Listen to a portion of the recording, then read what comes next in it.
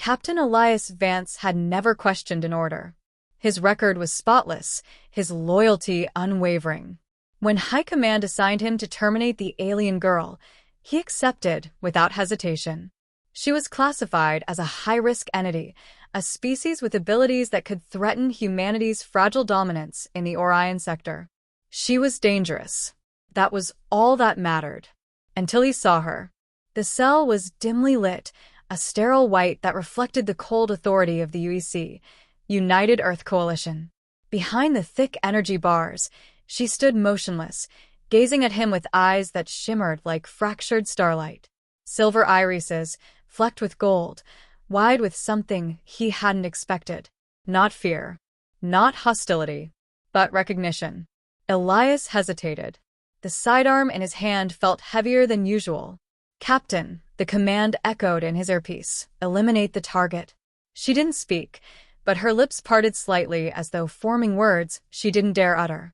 Her hands were bound, her frame frail, but the energy around her pulsed, raw power barely contained beneath her pale skin. He had seen the reports. The incident on Vov 6. The devastation on the mining colony. A single survivor had spoken of her eyes before his mind collapsed into madness. But now, standing before her, Elias felt no terror. "Captain?" The voice in his ear grew more insistent.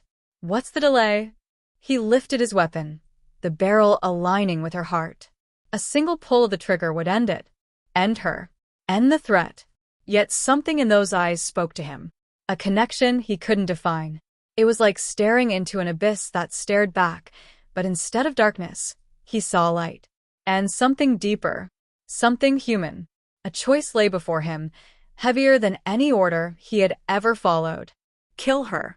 Or save her. A bead of sweat trickled down his brow. The silence stretched. His heartbeat thundered in his ears. Then, in a breathless instant, he made his decision. He turned the weapon. Fired at the control panel.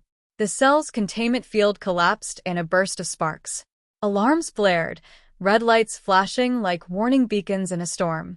She gasped, stumbling forward. He caught her before she fell. "Why?" she whispered, voice soft as stardust. Elias exhaled sharply. "I don't know yet." He grasped her hand, and together they ran into the unknown, chased by a future he could no longer predict, bound by a moment neither could ever forget. Chapter 1. The Mission. The orders were clear. Track down the target, eliminate with extreme prejudice, and report back for debriefing. That was all Lieutenant Jason Vance needed to know. He had carried out similar missions before, silent, efficient, and with zero hesitation. But this time, something felt different. The target wasn't a rogue warlord, a terrorist, or a treacherous double agent. It was a girl, an alien girl. According to the UEF, United Earth Federation intelligence briefing, she was a Zalari, a species known for their powerful psionic abilities.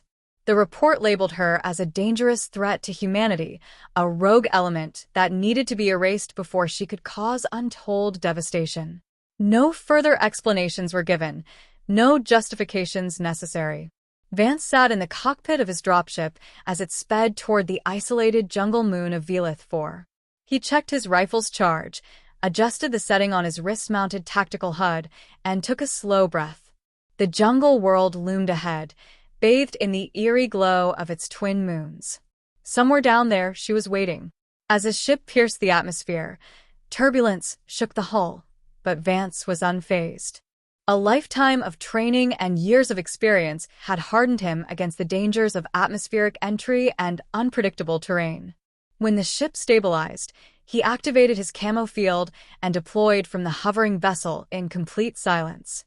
The dense canopy of the jungle spread out below him, but his descent was precise. He landed softly, his boots barely making a sound as he crouched and scanned the surroundings. His mission clock began counting down. He had 6 hours to complete the objective before retrieval. A single target. A single shot. Easy. Or at least, it should have been. Chapter 2. First Contact. Vance moved through the thick undergrowth like a ghost, his tactical suit blending seamlessly with the shadows. His HUD displayed a faint energy signature ahead, her energy signature.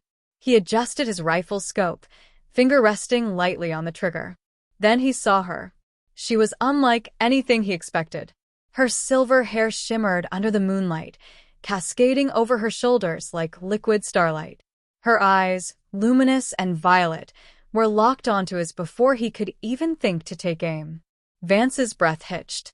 Something flickered in his mind, an unfamiliar sensation, like an echo of someone else's thoughts brushing against his own.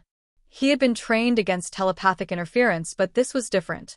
It wasn't an attack. It was curiosity. Fear. Sadness. She didn't move. She simply stared, unblinking, as if waiting for him to decide. His rifle felt heavier in his hands. He had killed before, pirates, insurgents, war criminals. But this wasn't a battlefield. This wasn't a monster. She was just a girl. A dangerous girl, he reminded himself. His orders were absolute. If she was allowed to live, the consequences could be catastrophic. Humanity's very survival could be at stake. So, why couldn't he pull the trigger? You hesitate, she finally spoke, her voice as soft as a whisper in the wind. Vance's grip tightened around his weapon. You can read my mind. She shook her head. No. But I can feel it. His muscles tensed. He should end this now. One clean shot, and it would all be over. But she took a step closer, and instead of raising his rifle, he found himself lowering it slightly. I don't want to die, she admitted, her voice trembling. Vance had been given a mission, an order from the highest command. And yet, for the first time in his career, he was faced with the unthinkable choice, to obey or to question. And questioning was dangerous. But as he stood there, staring into those pleading violet eyes, he knew that whatever choice he made tonight would change everything. Chapter 3. The moment their eyes met. Captain Elias Rourke had been on dozens of missions before, covert assassinations, deep space extractions, even first contact operations that turned hostile. But nothing in his experience prepared him for what he saw when he looked into the eyes of the alien girl. She wasn't human, not exactly. Her features were eerily symmetrical, her skin a shade of violet so dark it almost looked black in the dim lighting of the abandoned space station. Bioluminescent veins pulsed faintly along her temple and throat, and her irises were a luminous silver, swirling like twin galaxies trapped within. She was shackled, bruised, and breathing heavily. Fear was written all over her face. Elias tightened his grip on his plasma pistol. One shot to the head, quick and clean. That was the mission. The UEG, United Earth Government, had classified her as a threat of unknown magnitude. Intelligence suggested she was a biological weapon created by an enemy species, a ticking time bomb in humanoid form. He was here to eliminate that threat. But something in her eyes stopped him cold. Not just fear. Recognition. Her lips moved. A whisper, barely audible over the soft hum of the station's failing life support systems. Rourke. His finger froze on the trigger. Every muscle in his body tensed. That voice, how did she know his name? His real name, not his call sign or alias. That wasn't possible. The alien girl should know nothing about him. His earpiece crackled. Rourke, report. Status. He hesitated. This was wrong. Something was very, very wrong. I'm securing the target, he said automatically, voice clipped. Stand by. She shifted slightly, wincing against her restraints. Please, she whispered again. I know you. His jaw clenched. You don't know me. She shook her head, silver eyes shimmering. I do. You just don't remember. A spike of adrenaline lanced through him. Memory manipulation? Psychic interference? His mind raced with possibilities. He had faced telepaths before, but nothing had ever felt like this. This eerie sense of familiarity, this deep, instinctual pull toward someone he should know. And yet, he couldn't pull the trigger. Who are you? He demanded. She exhaled sharply, relief flashing across her face. You're starting to remember. Alarms suddenly blared through the station. His comms flared with activity. Rourke. We have inbound hostiles. Extraction is compromised. Get out now. But he wasn't listening. His eyes locked onto hers, and in that moment, the mission was no longer about orders. It was about the truth. And he had to find it. Chapter 4. A Dangerous Choice. Rourke's mind was a battlefield of conflicting instincts. Years of training screamed at him to pull the trigger, complete the mission, and eliminate the threat. And yet, something deeper, something raw and undeniable, was holding him back. The station trembled with distant explosions. The enemy was coming. He had mere minutes to act. With a muttered curse, he holstered his weapon and strode forward. The alien girl tensed, but didn't flinch when he reached for her restraints. He hesitated only for a second before releasing the first shackle. The metal cuffs clattered to the floor.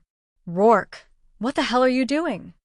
His commander's voice snapped in his earpiece. "Execute the target and evac now." He ignored the order. The second shackle came loose. The girl sagged forward, rubbing her wrists. "Can you walk?" he asked. She nodded, though her movements were sluggish. "They've kept me drugged, but I'll manage." The walls shook with another explosion. Rourke grabbed her arm and pulled her toward the exit. "I don't know who you are," he said as they ran, "but you better start explaining." She glanced at him, a flicker of something unreadable in her glowing eyes. "You will remember soon." That wasn't an answer, and it wasn't enough. But right now, survival came first. They reached the station's docking bay just as his ship, the Revenant, hovered into position. Plasma fire erupted around them, enemy troops breaching from the far side of the bay. Rourke didn't hesitate. He fired back, his aim deadly and precise. The alien girl moved behind him, pressing herself against a crate for cover. A bullet grazed his shoulder, sending a sharp sting through his arm. He ignored it, focusing on the ramp descending from the Revenant. "Go," he barked at her. She hesitated. Go." She ran. He covered her, taking down 2 more hostiles before sprinting after her. The moment they were aboard, he slammed his fist against the hatch controls. The doors sealed shut just as another explosion rocked the station. Rourke stumbled to the cockpit, muscles taut with adrenaline. He threw himself into the pilot's chair and engaged the thrusters. The ship lurched forward, engines roaring as they broke free of the docking clamps. The comms flared to life again. "Rourke, what have you done?" He gritted his teeth. "Adapting to the mission? You just betrayed the UEG." He killed the transmission. The alien girl stood in the doorway of the cockpit, watching him carefully. He could feel her eyes on him, studying him, as if searching for some buried memory he still couldn't reach. He exhaled, hands gripping the controls. He had just burned every bridge, turned himself into a fugitive. His own people would hunt him now. And all for a girl he didn't even know. Except, somewhere, deep inside, he did know her. And he needed to find out why. Chapter 5. The Fracture of Fate. Jace's grip tightened around his plasma pistol, his finger hovering near the trigger. He had killed before, pirates, insurgents, traitors. But this was different. The girl before him, the so-called alien threat, didn't look like a monster. Her violet eyes, luminescent in the dim emergency lights of the station, reflected something entirely unexpected: fear. But not just fear, recognition. The silence between them stretched, thick with unspoken words and unmade decisions. Jace's orders had been clear: execute her before she could escape. But the way she looked at him, the way her body trembled yet remained defiantly upright, triggered something primal within him. Something ancient. A memory unbidden surfaced: his sister, Maria, before the war. He had seen that same determination in her eyes when she stood up to their abusive father. A refusal to cower. A refusal to give in. Jace cursed under his breath. He couldn't do it. His hesitation did not go unnoticed. The girl's eyes flickered down to his weapon, then back up to his face. He saw the gears turning in her mind, calculating, assessing. He braced for a counterattack, but instead, she did something unexpected. She spoke. "You're not like the others," she said, her voice barely above a whisper, her accent strange but elegant. "If you were, I'd already be dead." Jace exhaled sharply. Don't test me. I'm under orders. Orders you don't want to follow. She took a slow, cautious step forward. Why? He didn't have an answer. Or rather, he had too many. Then, the alarms blared to life. A harsh, pulsing warning. Backup was coming. His time for indecision was over. With a growl of frustration, Jace holstered his weapon. Move, he ordered, grabbing her arm.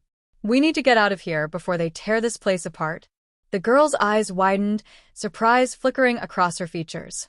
But she didn't resist. Together they ran. Chapter 6. Echoes of Rebellion. The corridors of the military outpost twisted like a labyrinth, each turn echoing with approaching footsteps. Jace led her through the chaos, bypassing security checkpoints with a mix of stolen clearance codes and sheer luck. The girl, whom he now knew as Liara, kept pace beside him, her movements fluid and precise. You know this place well, she observed between breaths. Spent 2 years stationed here, Jace muttered. Enough to know which paths the patrols avoid. They rounded a corner and skidded to a halt. A squad of armored troopers stood ahead, their visors glowing in the dim lighting. Jace pulled Liara back into the shadows, pressing her against a cold steel wall as he assessed their options. Liara turned her gaze to him. There's another way. A maintenance shaft 2 corridors left. He frowned. How do you? I studied the layout before I was captured. There was a hint of pride in her voice. Jace didn't question it. They doubled back, sprinting toward the maintenance tunnel. He yanked open the hatch, gesturing for her to go first. Liara hesitated for just a moment before climbing in, her slender form disappearing into the darkness. He followed, sealing the hatch behind them just as the sound of boots thundered past outside. For a moment, they were safe.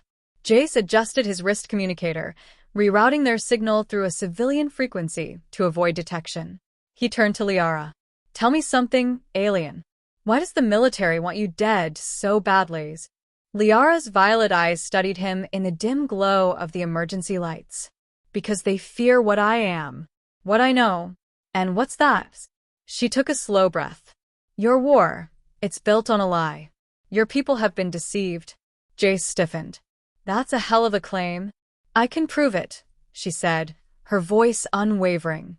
But only if we survive long enough. Jace ran a hand down his face. If what she said was true, then everything he had fought for, everything he had killed for, had been a deception. He didn't want to believe it. But deep down, he already knew something had never felt right about this war. The sound of soldiers regrouping outside snapped him back to reality. Jace made his decision. Then let's make sure you do. Chapter 7. The Hunter and the Hunted. The rain poured in heavy sheets, drumming against the metal rooftops and slick pavement of the abandoned outpost. Ricker crouched behind a stack of rusting supply crates, his pulse hammering in his ears. He should have taken the shot hours ago, before she'd turned and looked at him. Before those golden, otherworldly eyes had locked onto his, and something deep inside him had crumbled. The girl, Alira, was crouched only a dozen meters away, her delicate form half hidden by the shadows of a crumbling wall. She had stopped running. She should have been afraid. Her kind always were when faced with an elite Terran assassin.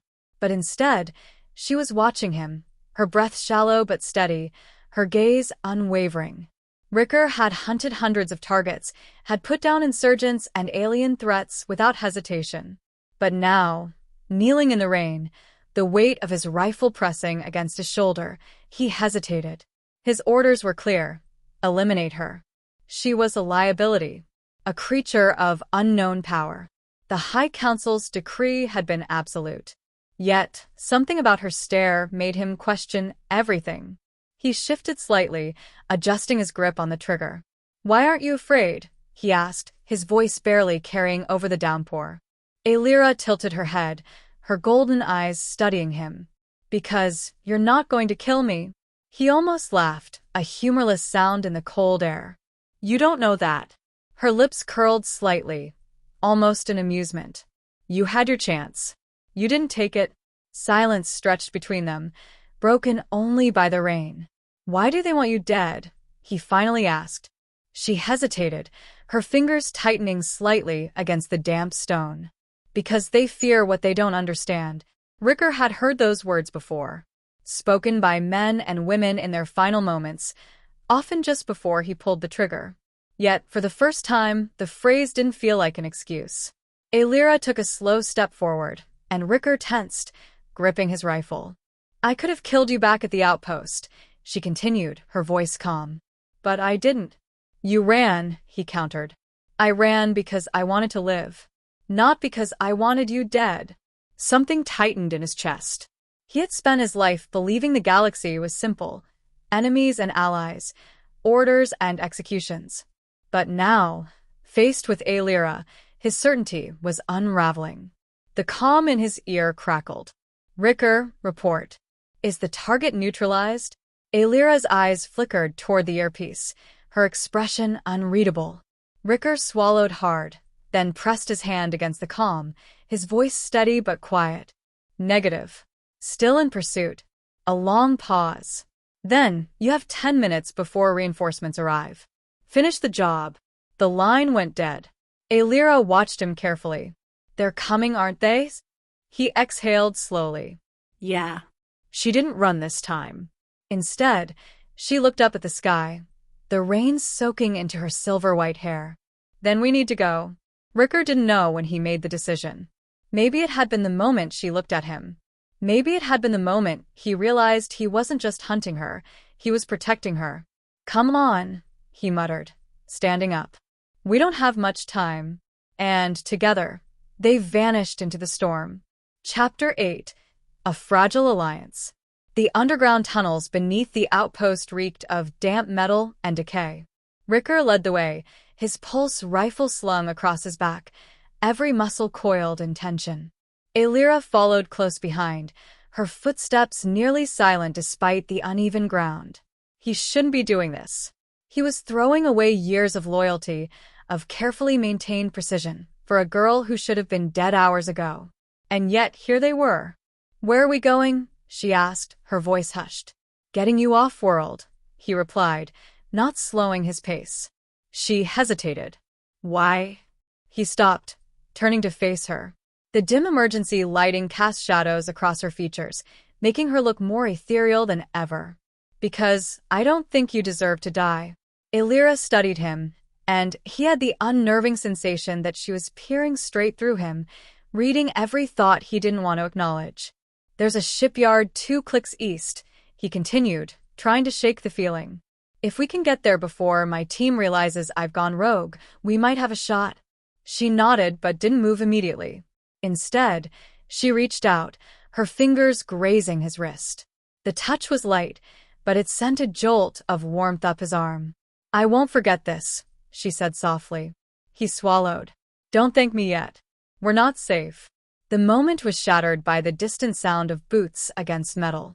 His calm crackled again. "Ricker, we know you're not alone. Surrender the target now, and we'll consider leniency." His grip tightened on his rifle. He recognized that voice. Captain Voss, his superior, the one man who had never failed to track down a rogue agent. Aelira's fingers slipped from his wrist. "They won't let you walk away from this." "I know," he muttered. "But neither will I." Aelira exhaled, and for the first time, he saw something flicker in her golden eyes, something raw, something powerful. Then, with a sharp nod, she turned and ran. Ricker followed, knowing there was no turning back. The hunter had become the hunted. Chapter 9. The Awakening. The sterile hum of the ship's medical bay filled Ethan's ears as he stared at the unconscious alien girl on the examination table. Her silver-blue skin shimmered faintly under the artificial light, and her breathing was steady but shallow. He clenched his fists, remembering the mission brief. Terminate the subject. The directive rang in his mind, but the moment her violet eyes had met his, something inside him had shifted. He had seen fear, intelligence, and most disturbingly recognition. As if she had known him. Ethan exhaled sharply and turned to Dr. Malik, the ship's medic. "What's her status?" Malik glanced at the biomonitor. "Stable, but there's something unusual." Her neural activity spiked just before she collapsed. Almost like she was trying to reach out, Mentally, Ethan's jaw tightened. Telepathy? That wasn't in the brief. The Federation had deemed her a threat, an existential danger to human colonies, but they hadn't explained why. The justification had been vague at best, a biological anomaly capable of subverting human minds. Can you wake her? Malik hesitated. It's risky. She's still weak, and if she is telepathic, he trailed off, watching Ethan's expression. You sure about this? No, he wasn't. But something in him needed answers. Do it. Malik adjusted the sedative drip, reducing the dose. Slowly, her fingers twitched, and her eyelids fluttered. Then, with a sharp gasp, her eyes snapped open. Ethan braced himself as those violet irises locked onto his. A pulse of something, not pain, but a deep, resonant energy, shuddered through him. His breath hitched as fragmented images flashed through his mind. Stars burning, a fleet in flames, and a desperate plea. Ethan, remember. Then it was gone. She blinked up at him, dazed. You don't remember, do you? Her voice was melodic, tinged with sorrow. Ethan staggered back. What the hell was that?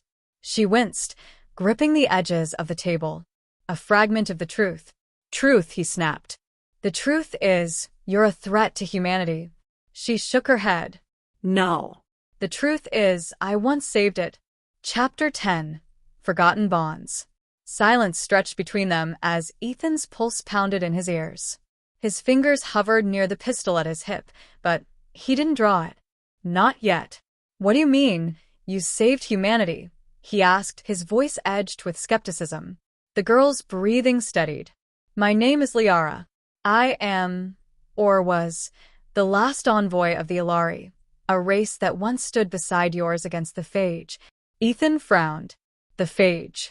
The Federation's darkest secret, a biomechanical nightmare that had nearly wiped out humanity a century ago. Official records stated the Federation alone had repelled the invasion, but something about Liara's words sent a chill through him. Ilaris? He shook his head. Never heard of them. Her violet eyes shimmered with something unreadable. Because they erased us. His grip tightened. That's impossible. An entire species wiped from history? Liara exhaled slowly. Not just history. From memory. Ethan flinched as another wave of visions crashed through his mind. He saw himself, no, a version of himself, standing beside Liara, fighting back an endless tide of chitinous horrors. He saw their hands clasped together, a bond forged in desperation, in trust. He saw the Federation's decision, the betrayal, the silencing of an ally too dangerous to exist. His knees nearly buckled. They used you, Liara whispered, turned you into a weapon to hunt down the last of us. And then, to ensure you'd never remember, they buried the truth in your mind. Ethan's breath came in ragged gasps. It couldn't be real. The Federation was flawed, yes, but to erase an entire species from existence? From thought? And yet, the images in his mind, they felt too real to ignore. He forced himself to study. If what you're saying is true, why now? Why am I remembering? Liara hesitated. Because you were the last. The only one strong enough to resist their conditioning. And because deep down you knew. Ethan swallowed hard. The mission brief had been clear. The girl was a threat. An anomaly. But now, as he stood before her, the weight of memory pressing down on him, the only thing that seemed truly dangerous was the lie he had been living. The intercom crackled to life. Commander Drake, report to the bridge immediately. Ethan glanced at Liara. The choice was his. But for the first time, he wasn't sure which side he was on. Chapter 11. Shadows of the Past. The moment the ship's proximity alarms blared, Kane knew they were out of time. He and Syrah had barely caught their breath since their last narrow escape, and now, the hunter drones of the Dominion had caught up. The ship vibrated under the force of an external blast, throwing them against the walls of the cockpit. Syrah's luminous eyes flickered with anxiety. They have our trajectory locked. We need to break pattern. Kane gritted his teeth and slammed the controls, throwing their stolen vessel into a chaotic dive toward a nearby asteroid field. We're not gonna last in open space. If we can lose them in the rocks, we might stand a chance. The probability of survival decreases if we enter at our current speed, Sarah noted, her voice both calm and urgent. Yeah, well, I was never great at statistics. Hold on. The ship plunged into the field, spinning between titanic chunks of ice and stone. The drones followed, smaller and more maneuverable, their plasma fire carving streaks of glowing energy across the blackness. Kane pushed the ship's engines to their limit, weaving unpredictably between asteroids as Sarah frantically manipulated the ship's countermeasures. Missile lock, she warned. Kane twisted the controls at an impossible angle. Deploy countermeasures now. Sarah's fingers danced over the console. A series of electronic flares erupted behind them, sending the missiles spiraling off course.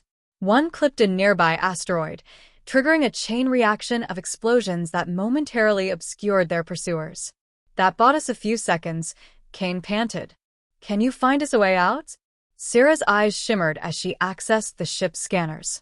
There's a derelict transport vessel 3 kilometers ahead. If we power down and latch onto its hull, we might pass as debris. Might? Kane shot her a wry look. She gave a small, uncertain smile. It's better than nothing. Without another word, Kane killed the ship's main thrusters, using only maneuvering jets to glide toward the wreck. The engines whined in protest but obeyed. Sarah engaged the magnetic clamps, securing them against the ancient hull. Then silence. The drone patrol zipped past, their scanners sweeping the debris field.